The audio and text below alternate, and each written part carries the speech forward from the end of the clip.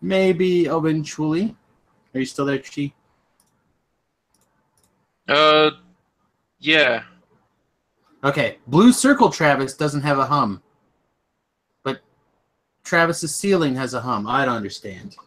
Oh, oh, Technology wait. is weird. I don't Do I know. have hum now? No, you do not. Sweet. Yes. Cool. Sometimes.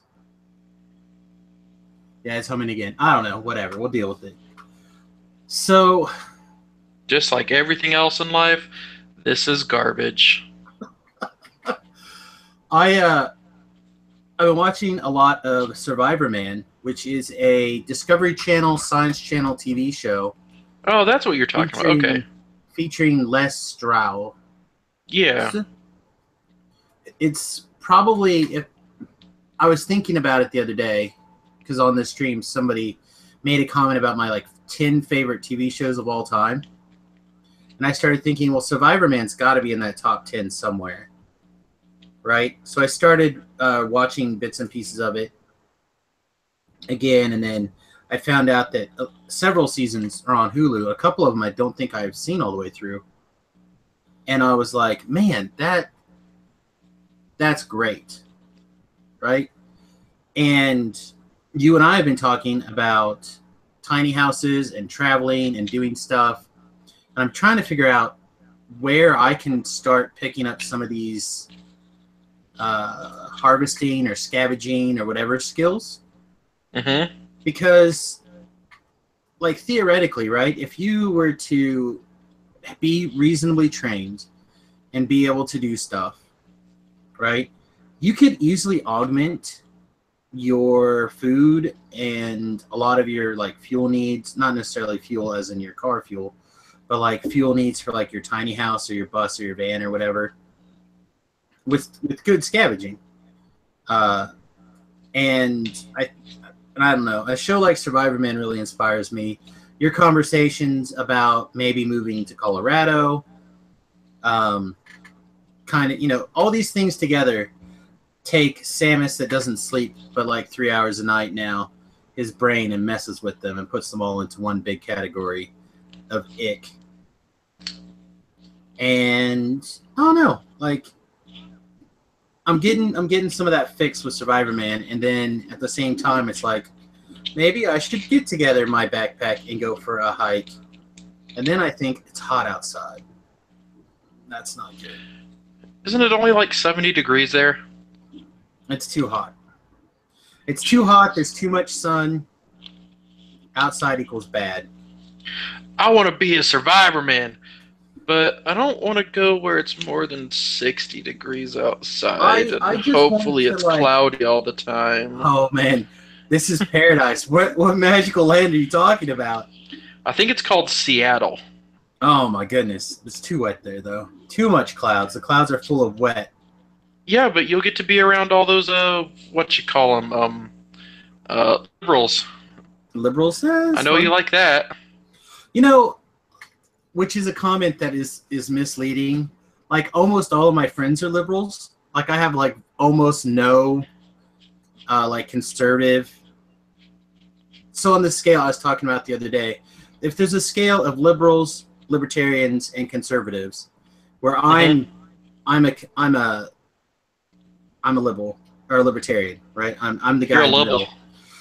I'm the guy who's like less government, right? Not anarchist, which I know is where you're closer to, but like Oh less yeah. government intervention. Yeah, you say that until you start talking about healthcare, and then you're like, the government has to take care of it all. So, Well, like, if they're gonna be in my pocket anyways, then I might as well take care of my health. sure, Otherwise, just get out. exactly, get out. They should just get out. It's not their job. Anyway, so like more of my friends lean towards that left side. I think because I have a lot of younger friends. Um, but I'm seeing a trend where they're starting to like pick up some of these things where certain things are crossing the line. As they get older, they're slightly moving more to this direction, to the right direction. It's really weird. I'm waiting for them to like realize that, like, wow, all those things that you say about crazy about how the government shouldn't be in your life is right. Government shouldn't be in your life. I'm just like, yeah, that'd be nice. And if they are in your life, at least, make them take care of our health. Anyway, all I wanted to do was talk about how awesome Survivor Man was and then get into the show, and instead, once again, another political mini rant.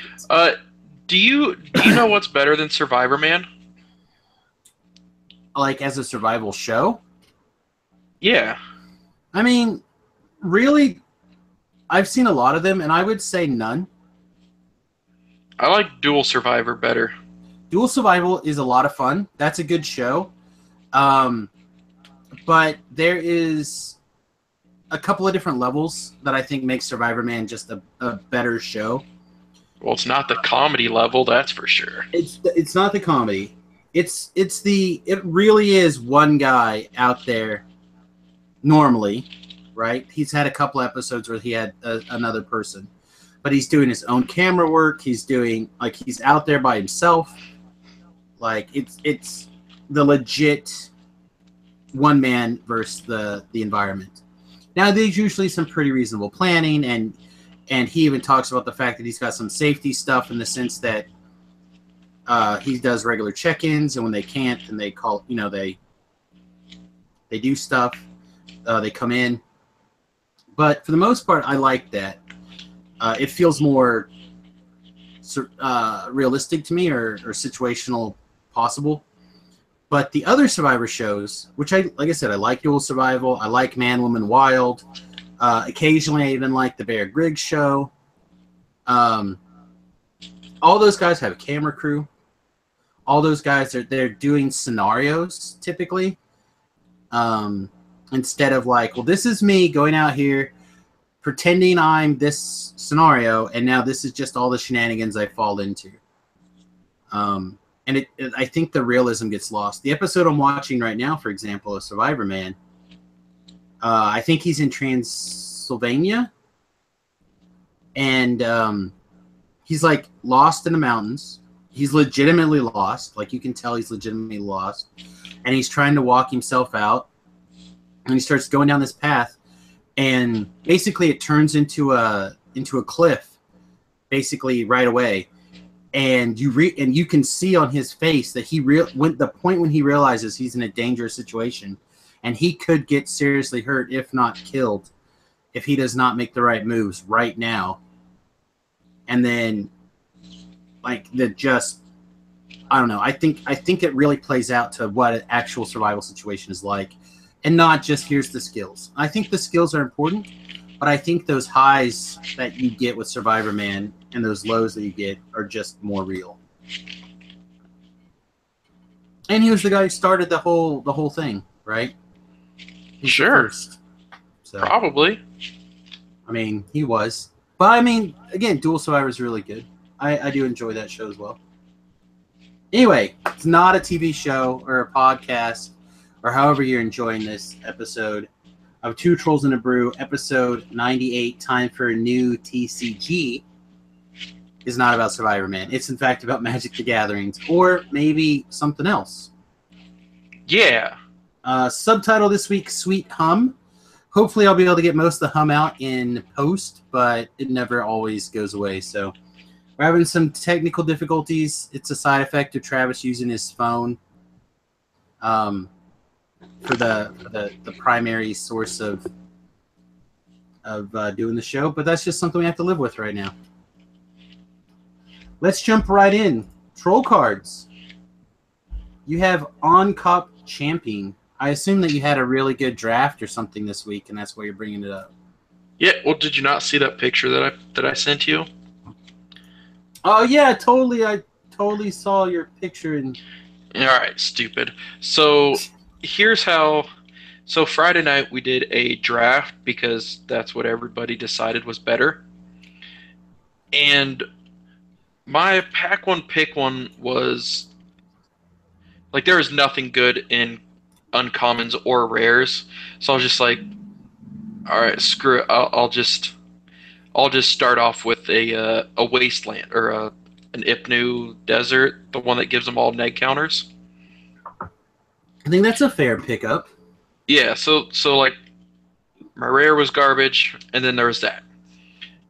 And then the person to my left, he decided to pick Supreme Will, and he passed me his rare, which was the Ramunap Hydra. You know, the 3/3 that becomes a 5/5. Right. Yeah, so he I guess passed me that. reasonable.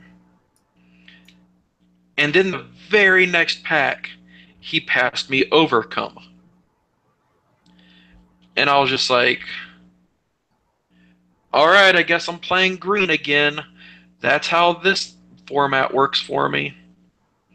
Uh, to try and stay open. So I didn't pick a green creature next pack. I picked like another desert, and then green cards just kept coming. So I was like, fine, I'll play green. Uh, but yeah, the picture that you're looking at, and the reason I chose the on crap crusher, blah blah or champion, um, I played these two overcomes on the same turn, and then I attacked with my whole team, and then I exerted the crasher, which untapped all my dudes, and my opponent, who was at 20 when I attacked, he just did the math, saw how many things he could block, and then he was like, okay, so even if I block, you're still gonna kill me. I'm like, yeah. And he goes, so why did you exert this? I was like, well, because I wanted it to look like I only attacked with one creature. Oh, that figures. But no, I could have had 3 overcomes, but I figured that was too much. Okay. But I did end up going Abzan because my pack 3 was Oketra. That's fair, right? The cat god. The white god thing, right? Yeah. That's fair. But no, overall I went 3-1. The only person that beat me went 4-0, and he was my first opponent of the night. And you know it's really difficult to beat when you don't have any sort of removal? What's a what? What's a card that's difficult to beat with no removal? Yeah. There's a bunch probably. That 5/6 trample guy, he's real hard to beat if you don't have Now he was irrelevant. removal. Okay. The cat, the Pride Sovereign's Nope, real tough irrelevant. to beat if you don't have a removal. It's not a creature. It's not a planeswalker. Okay, It's not an I give instant up, or sorcery or an artifact or lands. You just said a creature that's hard to beat. No, I said, do you know If you what had no is hard to beat? Oh, okay. If you had no removal, which inferred to me that you... Okay, what's the answer? Curses. The curse is an enchantment, didn't you? Okay. The black I said one? not a creature. Yes. Okay. The black 4-mana one? And the black The rest of 2-mana them are one. Yeah, I don't think that 2-mana one's very good. That one I usually have no problem with. The 4-mana Really? one... Because my deck is filled with nothing but creatures. I Yeah. had 5 not creature spells. And, yeah, but in my experience, if they're taking turns off to play that, then they're usually not taking... They don't have the time or the energy to play a creature, or they're not keeping up with your creatures. And then you just kill them. Like, yeah, they take one, they gain one. Or you take one and they gain one. But you hit them for 3 or 2, 6 or whatever. Right. Like, in my experience, that one's not the problem. My experience that the other one, the 4-mana one, is real bad. Oh yeah, no, that one just destroyed me. Yeah, there's a couple of weeks ago I thought it the best deck at the table until I was playing in the finals, and Terry, one of the young men who play there at the arena, he played the 4-mana one on turn 4, and I was getting ready to kill him. Like, I had a 2-turn plan. I was sandbagging stuff, and I was taking some damage. And then I think on turn 6, he played a second one, and I was just nailing. I mean, that was over. Yeah. So they're tough, but I don't know. Yeah, like he ended up going basically black and whatever he wanted because he got the Torment of Scarabs, the two Trespassers Curses, and Lily. Yeah, that's a pretty tough. That's a pretty difficult pool to beat. Yeah, it was pretty absurd. I couldn't do anything because I'm like, oh, well, I guess I'll just I guess I'll just leave. You got this. Right. But then everybody else, I just ran them over. Uh, who had the Locust God, and I'm just like, cool. Um, is it my turn now? He's like, yeah, I guess. I'm like, all right, sweet. Check this out. Overcome, blah. And he's like, oh, well, at least a 12-cent uncommon beat my $9 mythic. Yeah, I'm pretty sure that overcome again. It's just if you're trying to win, and this month is the month to win your Friday Night Magics, right? The fatal pushes are awesome. Yep. So this is the month to get to win your playset. Like knife fight it out, and yeah, like I took a deck, or I tried to draft a deck I thought was going to win, and every again, I know I use this as an excuse sometimes, and I need to figure out, like, obviously there's situations where it comes down to my own decisions that are part of the problem, but sometimes variance just kicks me right in the teeth. So, like, this week I ended up, again, like you, I think I opened another Pride Sovereign first pick or something. Or just like a really good green beat creature. And I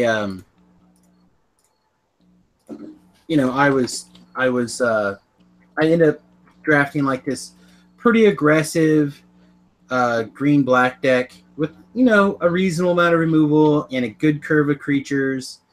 And I think I was running 17 lands.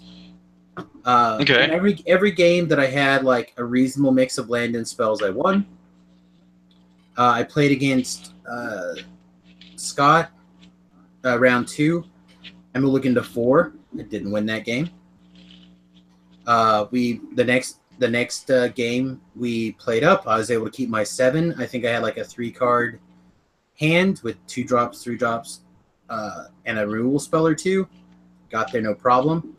The next game I mulliganed to 6, I think, and kept 3 land and a creature and a removal spell or something like that. Like, it was a good keep, and I just drew all force. No, that was a different game. I just flooded out. I drew both swamps and force. And then I played against Riley round 3. Last round was an 8-man draft. And same kind of deal. I think I mulliganed to 5 and was unable to win. And then I kept an all forest and like 2 creatures hand and just proceeded to draw all forests until the game ended.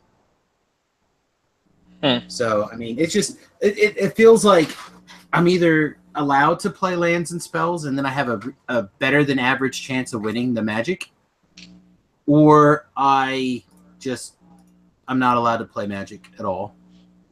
And it's aggravating. It's hard to not put yourself on tilt like that, or at least me. It's hard for me not to go on tilt eventually.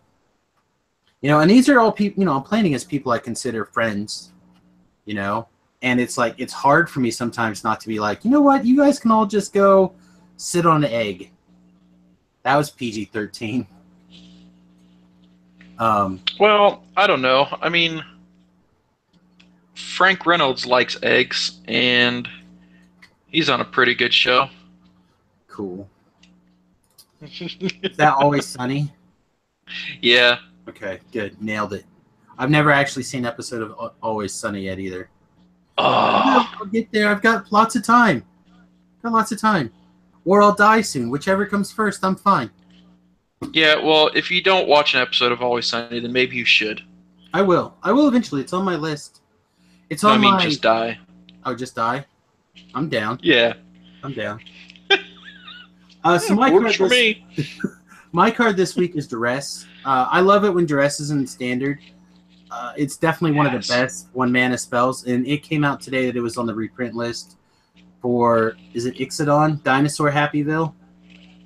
So I'm Yeah, pretty pleased. Ixalan, Pirate Happyville. I mean, there's pirates, but I think, I don't know. Looking at the spoilers today, and I guess we can kind of just run into that really quickly. I'm super excited for these dinosaurs now. Like, I wasn't that excited last week when we talked, but they spoiled, is it Regisaur Alpha today? I think it's Is that the today. 5-drop one? Yeah, it's a 5-drop 4/4. There's 2 5-drops. Yeah. But this one is the 4/4. Other dinosaurs you control get haste. And when it enters the battlefield, create a 3/3 dinosaur token with trample. Right? So now I have a reason to be excited for dinosaurs.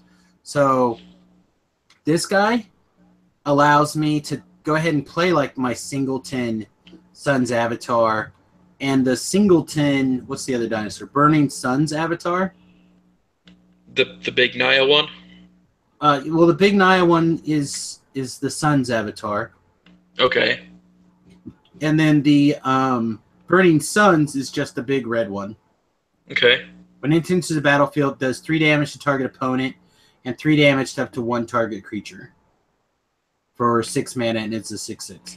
So it lets me run those 2 big fat creatures, right? And then say like any number of these Regisaur alphas and potentially switch my creative or man, now I can't think of the name of that spell. The creativity deck, it's going to lose a lot of stuff, right? When the rotation happens, I'm going to lose a lot of my mana acceleration, and I'm going to lose like my token generators. But if there's still a deck there, it might be because it can run on the back of these dinosaurs, right? Like, yeah.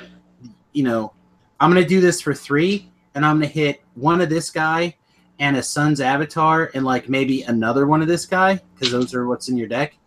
And now all of a sudden you have a 6/7. It's already got haste. But then these guys get haste and they hit each other. So then they both have haste and they make a bunch of dudes. So like you have 14 points of damage if you hit 2 of these guys with haste, you know, on 2 hits, which is pretty good. Right. So yeah, I'm kind of excited to give this a shot. There's another 5/5 dinosaur for 5. When it enters the battlefield, does 1 damage to each other creature. Like that could add up really quickly. Like you might be able to fire off like a mini pyroclasm and then give your guys haste and attack. Right. Like, you know, or make a bunch of 3/3s. So like that might be a thing. I don't know. I'm kind of excited for the possibilities of these. Sneak a bunch of dinosaurs into play in 1 turn. I don't know how likely it is that can happen now. Did I censor myself in time? I'm excited. Like you yawned real big? No, I sneezed. Oh, good. Then you nailed it. Okay. Nailed it. I don't know. I'm more excited about just the commander aspect because I love my commander pirate deck already. Right. So being able to add other things in is what's getting me more excited. I really don't care about standard right now, because I still have my Colossus deck, and that's what I'm going to be running still, because they have that new artifact that makes your, huh? I was going to say your deck doesn't rotate out, so it loses a lot. Does it lose a lot more than I'm thinking? It loses Hedron Archive. Yeah, that's a lot. It's big. So it loses Hedron Archive. It loses Sanctum of Ugin. Hold on. Let me just. I can't remember. I mean, that's close enough. That's more than I thought. I was thinking that maybe you lost 4 cards. Oh no, I lose like a lot. In that case, I would think that you'd be slightly more excited trying to find a new deck for the new standard coming out.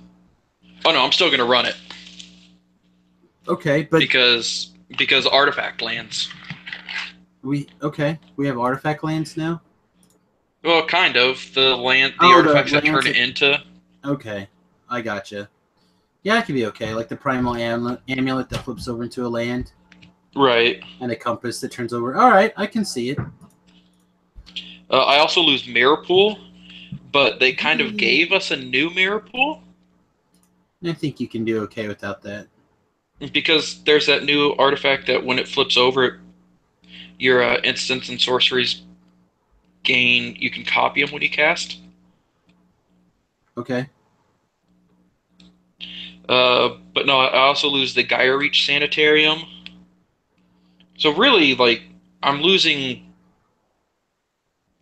uh, 4, 5, 6, 7, 8.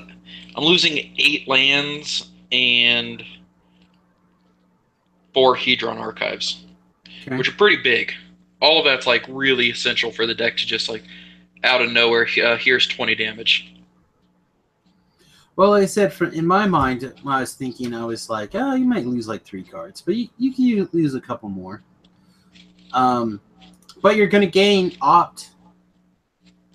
Right. I think I'm Opt gonna gain is gonna Opt. huge. I'm gonna gain Duress. And you're going to get your buddy lands, right? Like the right. I'm gonna get. Yeah, I'm gonna get the buddy lands. I'm gonna get all the new artifacts. So I mean, I'm not really losing much. No, I don't. Not so far. I just need to figure out how to fix it.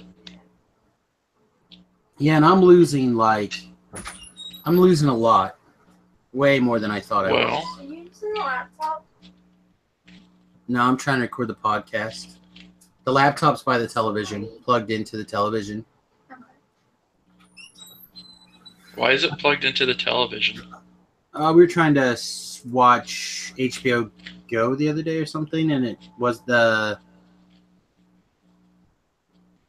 Google has put out a hotfix that has broken the Chromecast. So let's see. I'm gonna make a note. Neat. Is there a timer here? There's not a timer. So somewhere in the middle. Spoilers. Around 5:04. That doesn't do anything. It helps me.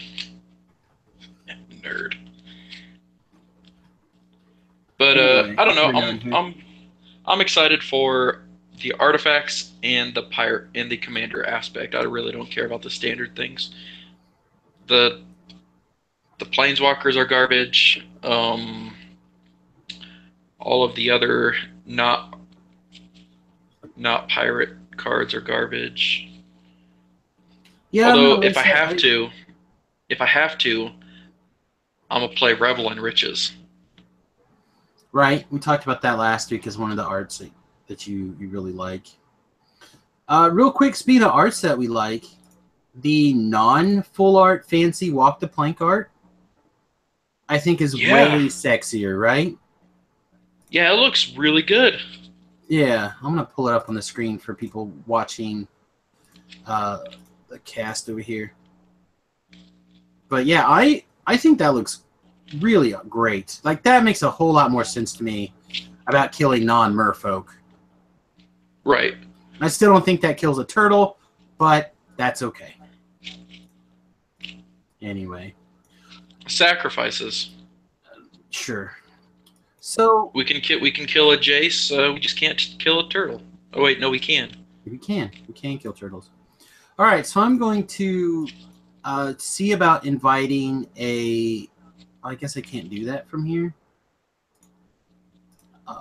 Okay, so I have to do it from here first. So I'm gonna close. I'm gonna lock you in for a second, Travis. Fill some dead air. I'm gonna see about getting our friend Sean. I don't like filling dead air. You know what? I'm gonna talk about other things besides magic. Okay, you go. Go ahead, lock away. I did. You're locked. Go. Oh, okay, cool. I got it. So that means you guys get to look at my stupid camera thing. It's back now. We'll see if he shows up. I sent him an invitation. He knows it's on the way. Hopefully he'll get it. Yeah, but then again, it is Sean. I just got a phone call from Puerto Rico. Do you think it's real? I don't think Yeah, dude. I know a Puerto Rican. so. Um, So anyway, so have you seen anything about the Star Wars game? no, I haven't. I haven't. Oh man. Okay, so no, this Star Wars game, like, do you like Star Wars, or are you like a Satanist or whatever? I'm for the most part. I think Sounds like a Satanist. no. I think for the most part it's fine. Um, it's not like my favorite fantasy sci-fi universe by any stretch, but uh, particularly like there are a lot of the movies I'll sit down and watch um, at a drop of a hat. You know what I mean? Yeah. Like obviously, Empire is one of my favorite films. I even really like the original trilogy. I know a lot of people Yeah. don't, but not the original trilogy, the prequels. So, Travis is Ch- flashing cards at us, so I'll throw them in check here. check all this out. But like, Like, I really so didn't anyways, care for the new movie. there's a new Star Wars game that came out, and it is actually really really fun, and it's taking off really quick. It's basically already knocked Yu-Gi-Oh out of the number 3 spot. Huh? Wow. Who's it made by? Yeah, and you can play with all sorts of different characters. Like, you got Darth Vader, Count Dooku, Kylo Ren. Um, Yeah, I don't care for Kylo Ren at all. well, yeah, I can't argue with that. Who's it made by? Do you know off the top of your head? If we're talking about something, we should know some It things is. about it. It's made by Disney. Oh, okay. Yeah. Like they design it I and they print it and everything. no, I don't. Hold on. I'm gonna go see who the Star Wars game is made by. Okay. I can't remember off the top of my head. Well, I didn't know if maybe you had a pack laying there But or not then, or something. oh no, I already opened it and threw all those away. Okay. Well, I know for Um, like sub games in our area, it's pretty difficult. So like Force of Will, I think has like maybe 8 people that play it in our area. yeah, I think that a card game like Star Wars, like I liked Star Trek, the card game quite a bit. I really got into the Buffy card game for a while. I thought it was a lot of fun and well designed. But the communities are just so small. So really, what right, you're doing for me in those kind of things is you're basically putting together like 3 or 4 decks to play again for like fun around. Same thing with like pre-con decks. right. But you guys have a So, bigger community there for it, right? That's what you're saying. so it is made by Fantasy Flights. Okay. Yeah, so it's made by them. Um, we have about 7 or 8 players that play it here, Okay. Magic. So they just kind of show up, and uh, we just play them before actual events. So Fantasy Flights makes a Star Wars game, which, we've all picked up a box each. So, we all pretty much made our decks from each other's pools and everything, and we kind of use the TCG to figure out where everything's priced. And we Okay. we still trade between Star Wars, Magic, and also now the Dragon Ball Super game, Well, I mean, if which, that's the idea behind money, right? right, The idea behind money is that it takes goods and services and puts them into a universal currency so you can trade them across platforms. So now that you have a monetary value of something, you can easily trade it right. around. And now we're using 4 different formats of currency in order to trade between ourselves, because we're also starting the Dragon Ball game, which it's like right on pace with becoming like one of the more popular games. And Right. if you go to like TCG and like you look up, where the top games are, it's one of the top trading games right now. Yeah. Yeah, no, it's really fun. No, it sounds good. Let me try sending Sean one more invitation here. Hopefully that didn't You just shoot should out pick it all over up the air. because it's great. Well, again, my biggest problem is, can I afford another card game plus Magic, plus putting all the money into the streaming? You know, like every time I do something, I get a game. Right. Every new game I buy to stream costs, is money out of my pocket, et cetera, et cetera. So buying a card game, especially something that's a collectible card game, gets real difficult. Yeah. No, I don't know. Like for me, I've pretty much stopped spending money on Magic unless I'm drafting. Like I don't buy singles. I don't buy packs. I don't need like I'll play the F and M's, but other than that, I'm not spending money on Magic anymore. Like there's just no point for it for me because I don't really like the standard environment. Right. So I'm just So kind of like I'm just playing limited. cool. So we're going to put a quick pin in this game for a second, and oh boy, he's got feedback going on. This is going to get hanky, everybody. Apologies. Well, yeah, he's at the arena. I'm at the arena, yeah. Yeah. So, which is great. That's an awesome place for you to be, but it's going to make it difficult to put this out as a good quality video.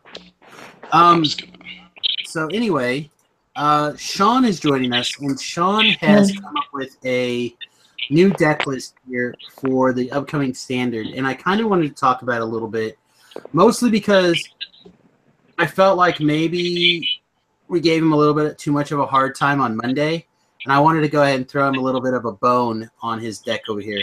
So Sean, you have like a couple of minutes. Tell us about your deck list and what you think you're going to do with this deck list. All right, so the main idea behind the deck is to punish your opponent like they do in Modern with like infinite ballista counters. And the way you do that is they gave us this neat little dinosaur that puts counters on all other creatures when it gets dealt damage. And in order to make that work, you have to have something that's going to double the amount of counters that things are getting in order to keep the ballista going, in order to do damage. The other problem I found when I was messing with it is that you have to have a way to keep the new dinosaur alive. Because if he dies, then you lose your infinite counters. And so there's multiple cards. I found at least 3 different cards that give indestructible in our new standard coming up. And I've been experimenting with different numbers of each of them, trying to figure out the right combination. Right. So, like, right now you've got Heroic Intervention, which I really like quite a bit, actually. I think it's one of the better ones in this situation. You also have Destined to Lead, which also seems really good. It has a lot of extra playability. And I thought you had another one that I did, but it's in the maybe board right now because I haven't quite figured out where I want to put it at. Okay. And it gives lifelink. Yeah, I didn't like that one nearly as much as I liked the Heroic Intervention because it hits all your dudes. So you could also use it to, like, not really fog, but pseudo fog. So I don't know. I think you have some, like, so basically this is just your normal Walking Ballista Winding Constrictor deck. But you're basically splashing for this one dinosaur and a couple of these cards to, like, make this combo go off. And I think it's an interesting idea. I don't know if it's good yet, obviously, but you've been playing with it. Yeah. How the games been?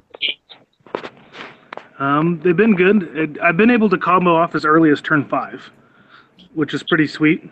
To get infinite counters and destroy your opponent on turn 5 is pretty powerful. But that also goes with them not messing with your board or anything. Yeah, so... And then turn 12, I usually always get the combo, or at least pieces that I need to the combo, by turn 12. So if you can stall out long enough, then you can combo off on turn 12. Most games, by the latest. I think my problem would be that it's not fast enough to like. Turn 5 is not like the slowest turn in Standard by any stretch of the imagination. But Walking Ballista and Winding Constrictor both fall to Fatal Push, which is like the best removal spell around right now. So I feel like it's kind of like it's weak to opposing removal because they're so weak. But I imagine you can like play the dinosaur on turn 5 and then keep both other parts on in your hand. Yeah, and Heroic Intervention is good for that reactionary combo, where you could actually initiate the combo on the end of their turn, where you don't necessarily have to do it on your own turn, since it's an instant. And then you could combo, make your guys huge on their turn, and then on your turn swing for 1,000,000. If you have Destined to Lead, they have to block one of the creatures, but you get through with the other ones. So. Yeah, I mean, I think there's a lot of good pieces here. I don't know how ready it is. Travis, are you getting a chance to see this deck list at all? Oh yeah, I'm looking at it. Okay. So my issue is, again, it's if you run up against a control deck. Right, and that's why a lot of the cards are sideboard or for control, because control is a hard matchup. Right, but if they don't allow you to actually play anything, then the Blossoming Defense is irrelevant. Yeah, I still like Blossoming Defense, but it is true that that's not a good sideboard card. But I think he's thinking more like Doomfalls as cards against. No, and of course, like Carnage Tyrant that can't be countered is good against the control matchup. The big hexproof dinosaur. Oh yeah, I forgot about that guy. That guy's in the sideboard, and then there's Akimba, the one that if they start casting non-creature spells, it does damage to him. Okay. Right. So those are kind of my main options against like a control type matchup. But yeah, that big dinosaur is going to be the key against those decks because they can't deal with it. Well, I would almost completely disagree. I think we were just talking about how great Duress is, and now that it's back in Standard again, this is exactly the kind of deck it goes in. Yeah, and you know, I had seen that despoiled earlier, probably about an hour or so ago. Yeah, so I haven't updated anything too much today, other than changing some things. I've only had this deck online for 4 days, and it's got like 24 likes already on Tapped Out, which is pretty good. So I guess one of the main reasons why I wanted to go ahead and give this a little boost is if you're a tappedout.net person, I really don't use it that much. I sometimes use it to build if I want to like do sample hands or goldfishing or whatever. But I know a lot of our friends do use tappedout.net, so go ahead and give this a peek. There'll be a link in the show notes. If you have any good comments, go ahead and throw them out there. Personally, I think if you're going to do the combo, you go all in on the combo. And you put in stuff to kind of protect the combo, like Duresses and Doomfall, I think, is a good card for this.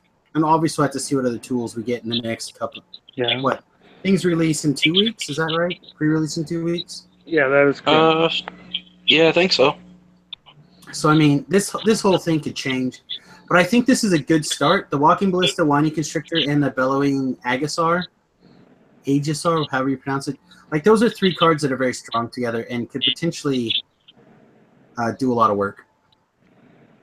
Yeah, I thought about initially maybe throwing in a couple more ramp cards. You know, the ones that fetch a basic and put it right into play. I know that it's not exactly super fast right now, but it would help me get my combo off earlier, which would ensure that I get it off on turn 5 instead of waiting till 6 or 7. My brain wants to do something like what Conley Woods is doing right now with the deserts and I'm trying to think and Hour of Promise. Like, I really think that is a very good card in this format. It helps buy a lot of time, and then you can kind of go down on some of your pieces. Not the Winding Constrictor, not the Walking Ballista, but like you could possibly go down to 3 Bellowing Aegisars because you don't need one in your opening hand. You need one Yeah, but eventually. my And then this only last argument is Hour of that Promise gives you It's 2 lands and potentially 2 creatures.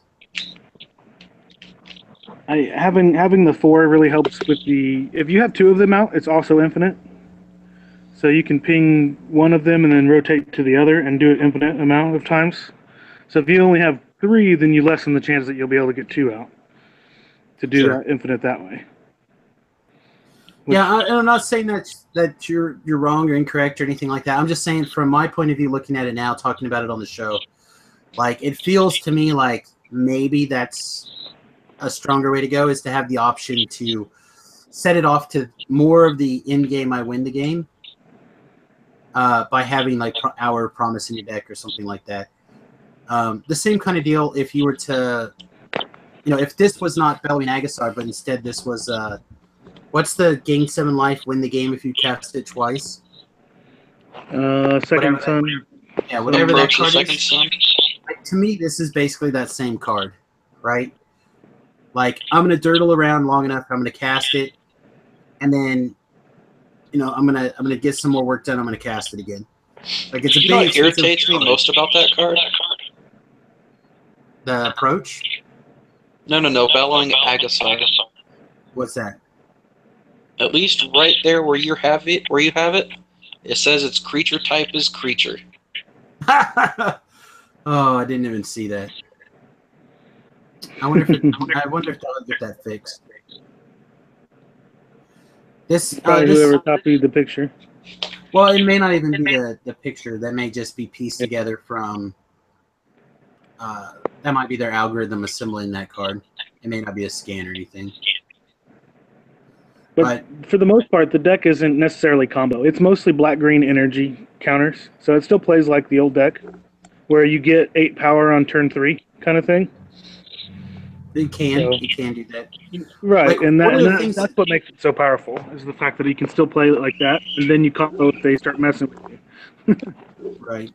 Which, again, I think is part of the reason where, in my mind, I would say screw that and just go all in on the combo.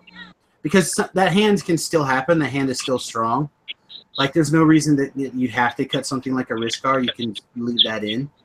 But at the same time, like, do you really need Long Chest Cub and Bristling Hydra? Probably not.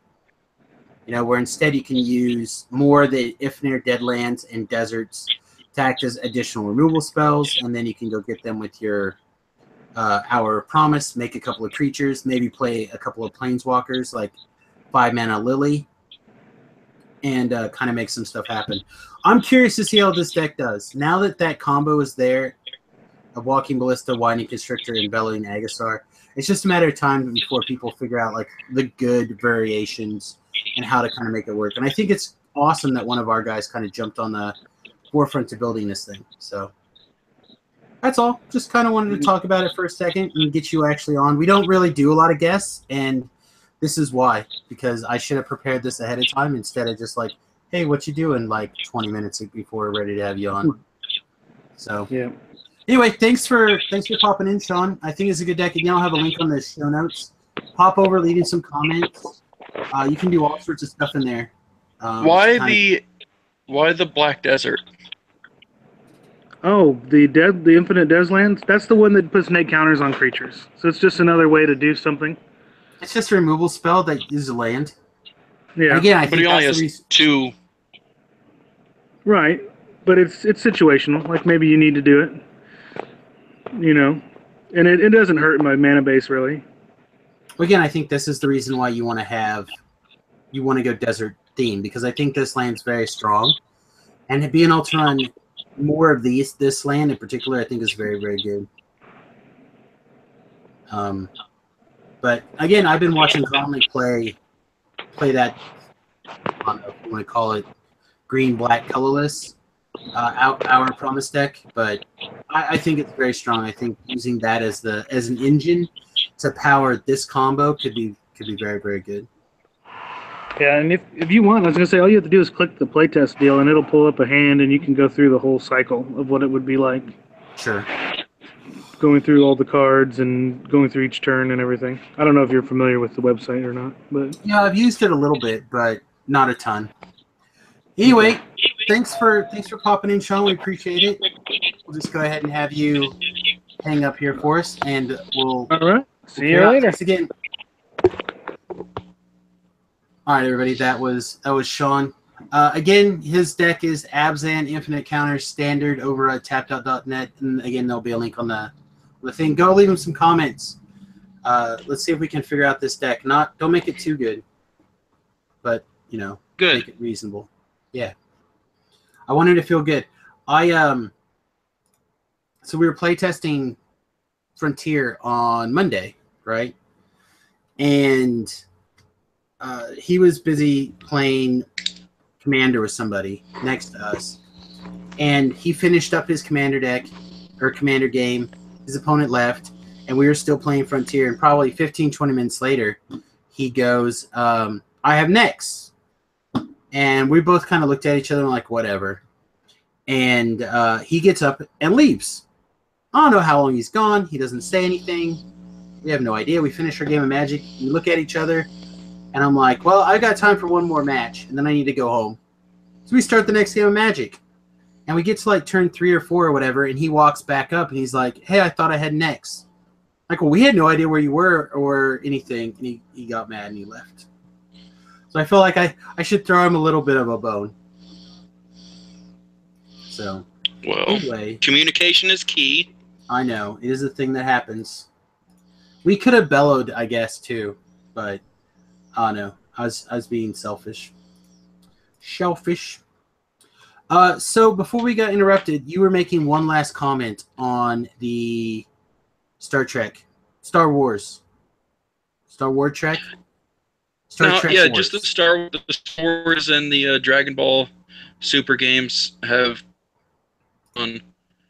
And I don't know, they're both just starting out as card games, and I enjoy them, and I'd like to see them keep going. Yeah, I think that there is a space for secondary card games in everyone's life. For me, though, it's like I said, it's a financial consideration right now. And it's possible that I could sell some Magic and get into the other game or whatever. But I have 3 or 4 other card games. Like I said, the Buffy. I probably dropped $1,000 on Buffy. Now I couldn't get $20 out of my Buffy cards. So you gotta be careful. That is the thing that happens. And again, I was thinking about the original Star Trek game that came out. Same deal. Like, I wasn't playing Magic at the time. We started playing Star Trek. Really liked it. The game just died. So, support it if you like it and you have a good time playing it, but don't expect it to become the powerhouse of Magic. Magic being here as long as it is the exception, not the rule. Well, because Pokemon's still around, and Pokemon it's like, has a what, cartoon 4 show. years behind? Pokemon has a cartoon show and video games built around it that are not And movies. created in the TCG, and movies, animated movies. So like it has diversified its base. Like, I don't think Pokemon would be anywhere near where Pokemon is if it didn't have a cartoon. Same thing with Yu-Gi-Oh! True. If it didn't have a cartoon. Okay, so you know how Magic is going to be making those movies and everything? Theoretically. I think they're going to be awful. They gave the rights to Warner Brothers, who, when they take something awesome, like DC, for example, they kind of just look at it and then throw it in the trash, and then they hand it to us as the consumers and say it's good. So, and I feel like that's what's going to happen with Magic. Let's just real quick here scroll through. Let me see if I can go to the bottom of this list for a couple of Warner Brother movies that maybe won't be bad. So I'm just kind of scrolling down here through Wikipedia. Dunkirk is a Warner Brother movie. I hear it's great. I haven't gone seen it yet. Wonder Woman was really good, but I think that's another exception. Because I don't think DC can make a good comic book movie, a live-action comic book movie. Although it also sounds like the one thing that they could do was making a animated movie. Apparently, they really screwed the pooch for this Batman and Harley Quinn movie. I haven't seen it yet, but whatever. The Chips movie I thought was great. It was absolutely hysterical. The whole movie, I laughed the whole time. Kong Skull Island, have you seen that one? No. I felt like you did. Okay. The Lego Batman movie I thought was great. That's a Warner Brothers movie. Fantastic Beasts and Where to Find Them. That was good. So, The Accountant. But that was a Harry Potter movie. That was a Harry Potter movie. But that's what you're talking about, right? Taking a franchise and then turning it into a movie. Right, but I think unless they have some sort of like boundaries, like with the Harry Potter movies, then they can't make an already established storyline good unless they just. That could be very true. I mean, they're gonna need comic book writers or comic book fans to be directing and writing the movie. Otherwise, it's just gonna be a pile of dog shit. Well, see, so like as I just like quickly scroll through this, right? There's a pretty big window where there's things that I didn't care for. But then we get into things like The Man from U.N.C.L.E., which is a comic book movie, which I thought was very good. I've never heard of that. The Man from U.N.C.L.E.? Oh, it was really good. It has Superman in it as a U.S. spy. I worth the watch. You could probably find it somewhere. Mad Max Fury Road is on this list. I haven't seen it yet. I bought it a long time ago, and I just have never watched it. Jupiter Ascending, which I thought was really good. It's like they have a lot of good movies, I think. Edge of Tomorrow, I think, was quite good. It's one of the first movies that actually made me think that I could watch Tom Cruise again. So, I don't know. I think like a lot of places they're hit and miss. I do think what you're saying is correct. Like, Magic is the one thing Magic can do right now is tell a story, right? For the way Magic works is it's really weird how all these individual little chunks of stories here and there and here and there and here and there come together to make like this one overarching mega story. Mm-hmm. So trying to figure out, okay, do we want to take a part of Magic and tell that story? Do we want to make a new story? Personally, I think they should just do like the Brothers War story and be done. It's a classic story from Magic's past. It's already basically fleshed out. They even have it, if they really want to get crazy, they basically already have it done by panels, right? You just take the Magic cards and pin them to the bloody wall and you write down what's going on. There's already artwork for it. Right. It's just a matter of how much say Hasbro is going to have, and by extension Wizards of the Coast, have this movie, right? Yeah. I think what ends up happening a lot of times for this DC stuff is DC sends over some ideas, a script gets written, gets sent back in, somebody who really is not involved in the universe, right? Not really involved in somewhere in the upper management, signs off on a script. The movie gets started by a director who's not a really deep comic book fan. And then it gets recut into something that the studio approves of, and then fans just don't connect with. Right. And there's a lot of points of failures in there, and I think that's true. Where Marvel, on the other hand, they have a vision. Like, this movie. It may not be exactly what we envisioned from point A to point B by the time you get to the end, but our idea is to tell this story and have fun, and it's this chunk of the story that goes to the overarching story. So I think there's an opportunity for Magic to be great. I'm optimistic, but at the same time, I'm going to set my bar at 0. I'm going to set it below that. And hopefully be pleasantly surprised. Because what's probably going to happen, right, is that some little boy, or potentially some little girl, but probably some little boy on Earth is going to accidentally, like, discover magic or whatever through some weird scenario, and then he ends up saving some other world, and they're like, hey, what's your middle name, Frankenberts or whatever? That's a stupid name. He's gonna be like, my name is Jace. You know what I mean? And that's gonna be the movie. I'm gonna shoot myself.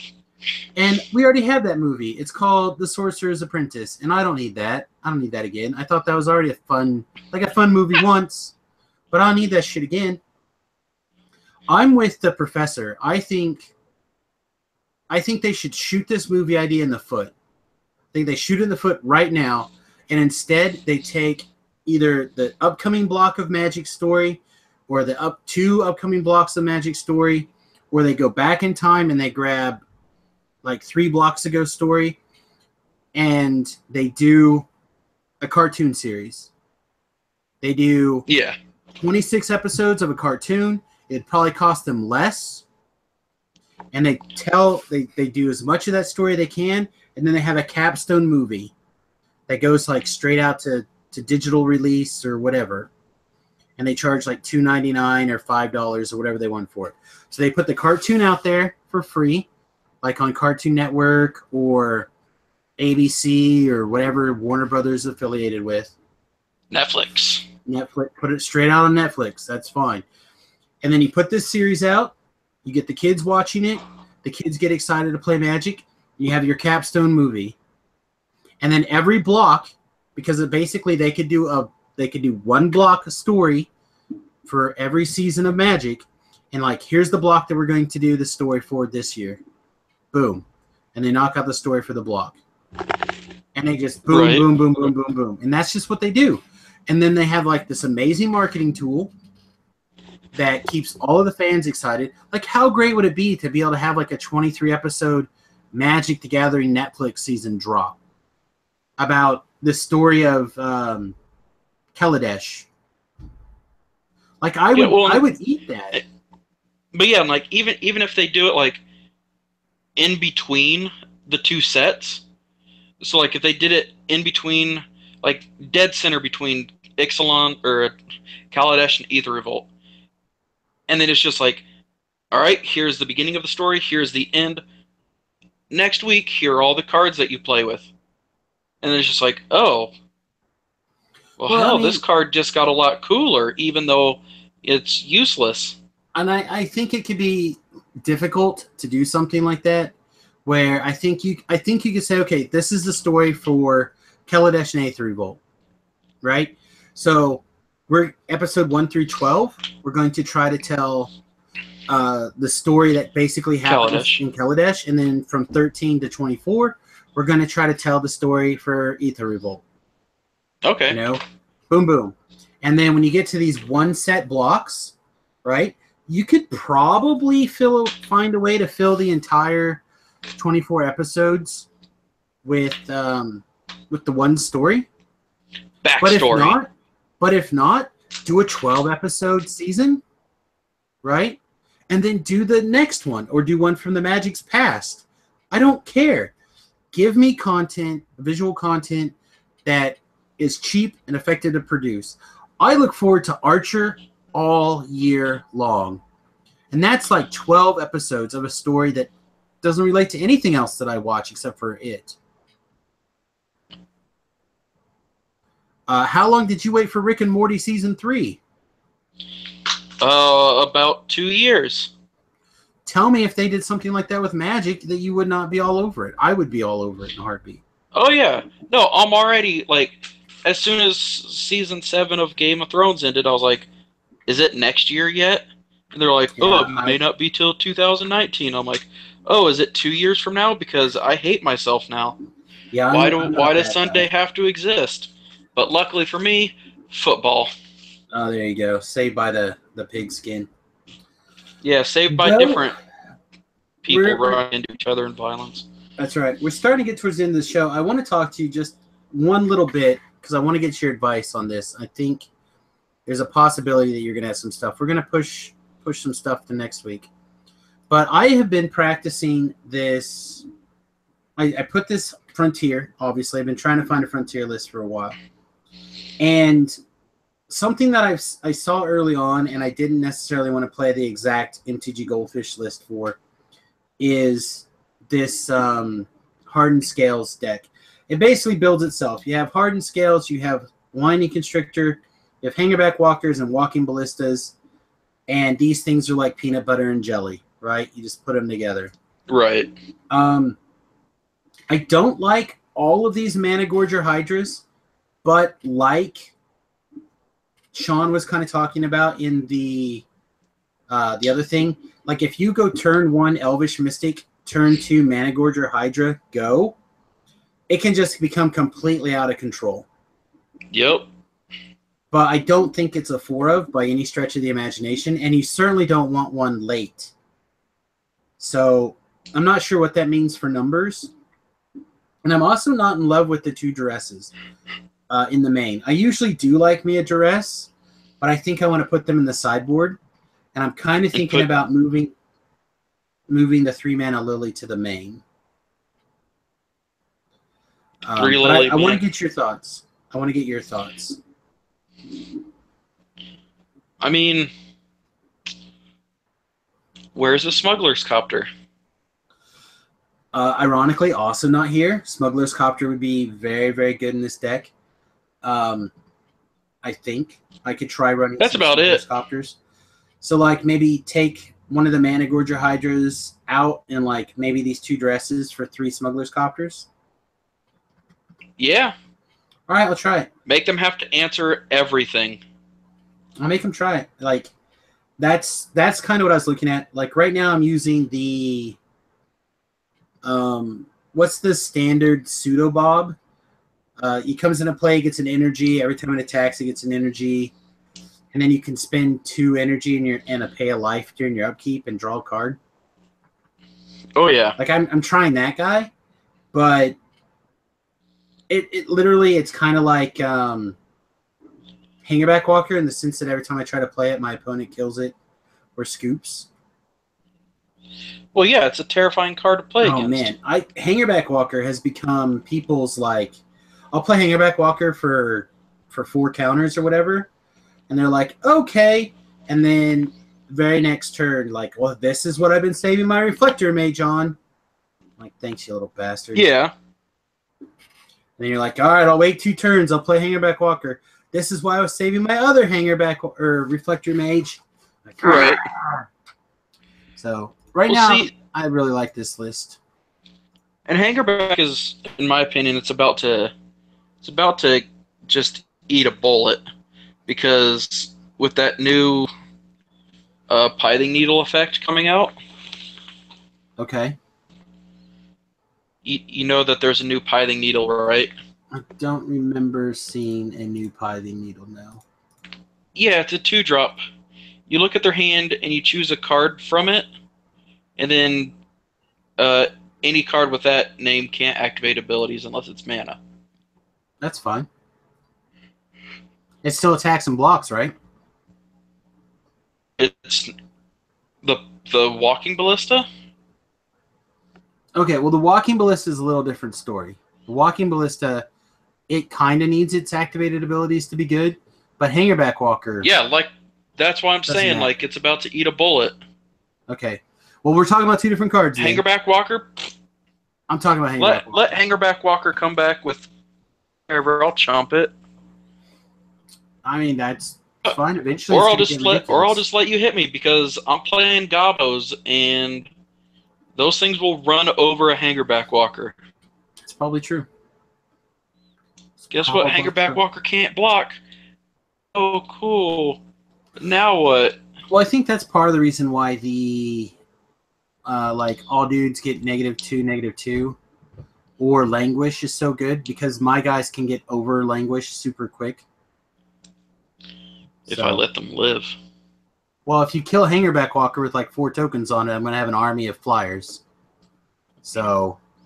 Yeah, unless I do it in response, and then you just like, oh, cool, I got all my flyers, and then Languish resolves, and you're like, oh, cool. Well, I guess everything's dead. That happens sometimes. Yeah, I know. I'm not going to say it Deal doesn't with it. happen. I'm just saying that sometimes these things are good. The other card I was thinking about moving to the main was the Evolutionary Leap. So that gives you a sack outlet for, Yeah. like they try to do a removal spell on something. You just sack it to that. You get your card back.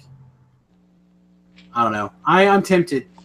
The other thing I really like about this is other than like just a few more mana changes, I could just play this deck in Modern. So, I mean, this thing is literally like a few land swaps, and there might even be some more X guys that you can, or more token-based guys that you can put in that you want. But, like, maybe instead of Mana Gorger Hydra, you put in, what, Spike Feeders?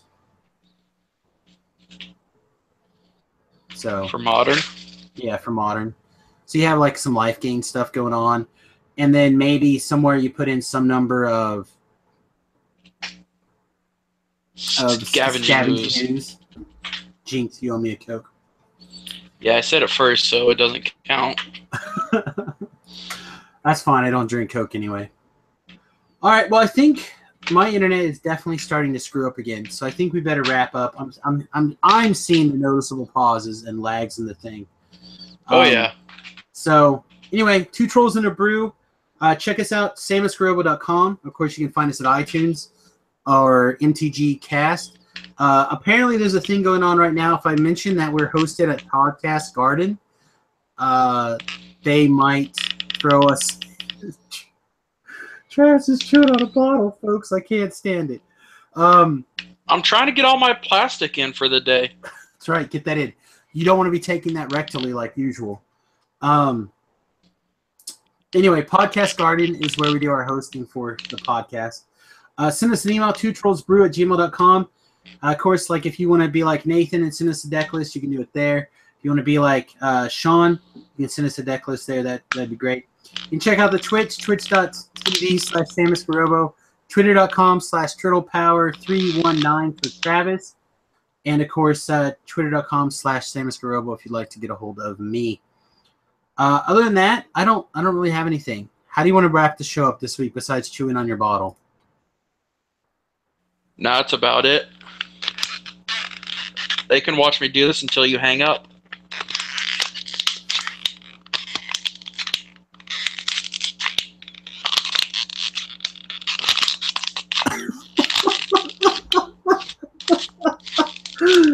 Oh my god. All right, fine. Troll on, everybody.